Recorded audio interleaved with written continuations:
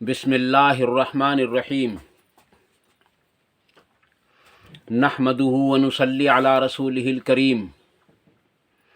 اما بعد فاعوذ باللہ السمیع العلیم من الشیطان الرجیم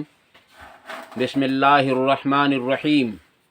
قال اللہ تبارک و تعالی فی کتاب الکریم ان اللہ وملائکتہ یصلون علی النبی یا ایہا الذین آمنوا صلوا علیہ وسلموا تسلیما اللہم صلی علی محمد وعلی آل محمد کما صلیت علی ابراہیم وعلی آل ابراہیم انکا حمید مجید اللہم بارک علی محمد وعلی آل محمد کما بارکت علی ابراہیم وعلی آل ابراہیم انکا حمید مجید رب اشرح لی صدری ویسر لی امری واحلل عقدۃ من لسانی یفقہوا قولی ربنا آتنا فی الدنیا حسنۃ وفی الآخرۃ حسنۃ وقنا عذاب النار ربنا آتنا من لدنک رحمۃ وہیئ لنا من امرنا رشدا لا الہ الا انت سبحانک انی کنت من الظالمین حسبنا اللہ ونعم الوکیل یا حی یا قیوم برحمتک استغیث۔ کسی کو کافر کہنا۔ عزیز دوستو، آج ہمارے معاشرے کے اندر ایک بہت بڑی خرابی یہ چل رہی ہے کہ ہم ایک دم کسی نہ کسی کو مشرک اور کافر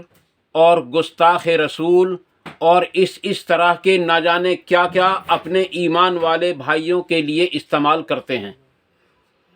ان کو واجب القتل بھی قرار دیتے ہیں، ان کو شیطانی لشکر بھی کہا جاتا ہے ایک دوسرے کو،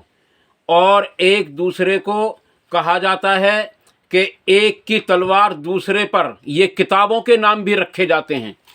اس کے علاوہ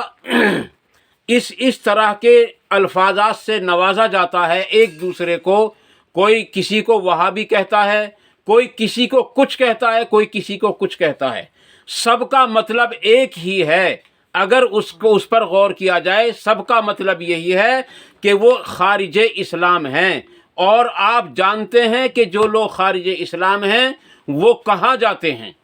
عزیز دوستو، یاد رکھو نبی اکرم صلی اللہ علیہ وسلم نے اس الفاظ کی سختی کے ساتھ مذمت فرمائی ہے، اور اس الفاظ کو نبی اکرم صلی اللہ علیہ وسلم کی متعدد احادیث اور متعدد جو ہے الفاظ کے ساتھ اور متعدد موقعوں پر آپ صلی اللہ علیہ وسلم نے اس کی سختی سے آپ نے منع فرمایا کہ کسی ایمان والے کو اس طرح کے الفاظ نہیں کہنے چاہیے۔ میں آپ کے سامنے صرف ایک حدیث بیان کروں گا، لیکن اس کے ترک 6 ہوں گے۔ میں آپ کے سامنے صرف ایک حدیث بیان کروں گا، ترک اس کے 6 ہوں گے۔ آپ کھولیں گے صحیح مسلم شریف، اس میں ایک آپ کو حدیث ملے گی جس کا نمبر ہے 215، اور دوسری حدیث ٹھیک اسی کے نیچے 216 ہے، اور ٹھیک اسی کے نیچے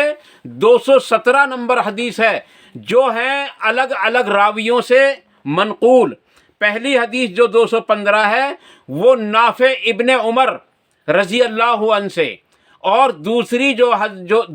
216 نمبر ہے وہ حضرت عبداللہ ابن عمر سے ہے، اور تیسری جو ہے وہ حضرت ابو ذر رضی اللہ تعالیٰ عنہ سے ہے۔ عزیز دوستو، واضح رہے یہی حدیث، یہ حدیث کے جو ترک میں نے آپ کو بتلائے ہیں یہ صحیح مسلم شریف سے بتلائے ہیں، اور جب ان احادیث کو ہم صحیح بخاری کے اندر دیکھتے ہیں تو اس کا جو پہلا نمبر ہے وہ ہے یعنی 6103، یعنی سمجھو 6103 نمبر ہے، اور یہ حدیث ہے ابو ہریرہ رضی اللہ عنہ سے مروی، اور دوسرا ہے 6104 نمبر حدیث جو ہے ابن عمر حضرت عبداللہ ابن عمر رضی اللہ تعالیٰ عنہ سے، اور تیسری جو حدیث ہے وہ ہے 6105 نمبر حدیث جو حضرت ضحاک رضی اللہ تعالیٰ عنہ، نام لکھا گیا ہے اس کا، میں ان کا جو نام لکھا گیا وہ مجھ سے صحیح پڑھا نہیں گیا ہے، حضرت ضحاک رضی اللہ تعالیٰ عنہ، جو میرے پڑھنے میں آیا ہے۔ تو عزیز دوستو، یہ 6 حدیثیں ہیں، اور 6 حدیثوں کا جو نچوڑ ہے میں آپ کے سامنے ایک ہی حدیث کے اندر اس کو نقل کر کے بتلائی دیتا ہوں۔ نبی اکرم صلی اللہ علیہ وسلم نے ارشاد فرمایا کہ جس شخص نے اسلام کے سوا، آپ صلی اللہ علیہ وسلم نے فرمایا جس شخص نے اسلام کے سوا کسی اور مذہب کی قسم کھائی، اسلام، یہ حدیث ہے نمبر مسلم شریف میں، وہ بخاری شریف میں 6105 نمبر، یعنی بخاری شریف میں 6105 نمبر حدیث ہے۔ تو جس نے اسلام کے سوا کسی اور چیز کی قسم کھائی وہ اسی کی طرف لوٹ گیا۔ یہ حدیث، یہ الفاظ عزیز دوستو ایمان والوں کے لیے بڑے سخت ہیں اور عام لوگوں کے لیے بڑے آسان ہیں۔ جو لوگ یہودیت کی قسم کھائیں تو وہ یہودیت کی طرف پلٹ گئے، جن لوگوں نے عیسائیت کی قسم کھائی گویا وہ عیسائیت کی طرف پلٹ گئے، جن لوگوں نے بت پرستی کی قسم کھائی گویا وہ بت پرستی کی طرف پلٹ گئے۔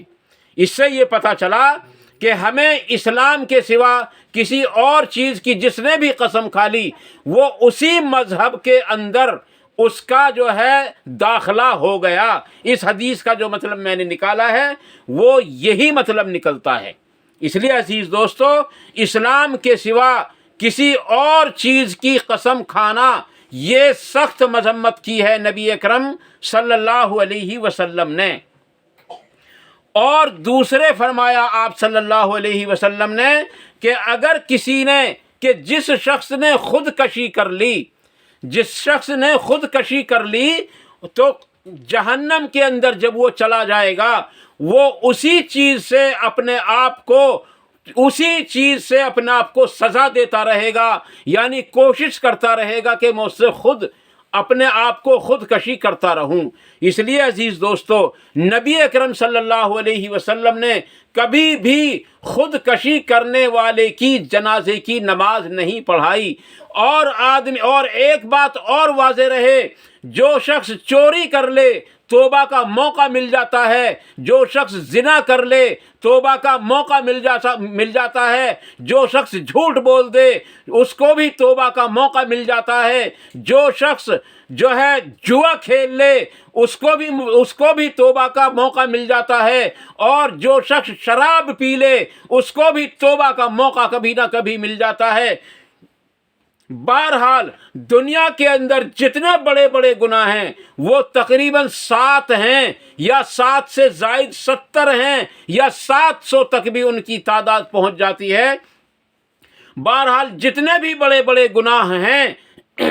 ان تمام تر گناہوں کو کرنے کے بعد آدمی کو توبہ کا موقع مل جاتا ہے اگر زندگی باقی رہتی ہے۔ لیکن واضح رہے، جو شخص خودکشی کرتا ہے اور مرنے کے ارادے سے کرتا ہے اور مر جاتا ہے تو پھر اس کو توبہ کا موقع نہیں ملتا۔ صرف ایک یہی واحد گناہ ایسا ہے جس میں توبہ کے امکانات بالکل ختم ہو جاتے ہیں، الا یہ کہ اس نے زہر کھایا ہو اور وہ کسی دوائی کے ذریعے بچ گیا ہو، جس نے اپنے آپ کو زخم لگایا ہو اور وہ کسی دوائی کے ذریعے، ڈاکٹر کی عمل جراحی کے ذریعے بچ گیا ہو، سوا اس کے۔ لیکن بہت کم چانس ایسے ہوتے ہیں جو آدمی خودکشی کرے اور بچ جائے۔ اس لیے عزیز دوستو، نبی اکرم صلی اللہ علیہ وسلم نے جو پہلی بات فرمائی اس کے اندر وہ فرمایا کہ جو شخص خودکشی کرتا ہے، جس چیز سے خودکشی کرتا ہے،